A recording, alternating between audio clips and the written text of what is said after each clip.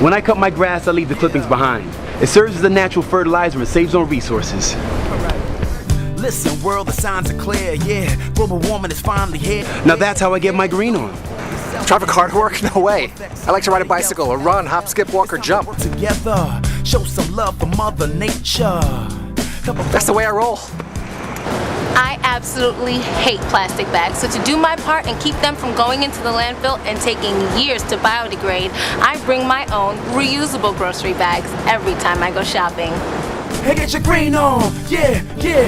That's how I get my green on. To conserve water, I shower faster. And I help her shower faster too. Just use a little bit of common sense, man. That never ever hurt no one, no one, no one. It's real simple. And that's how I get my green on. Get your green on. Get your green on. Ha!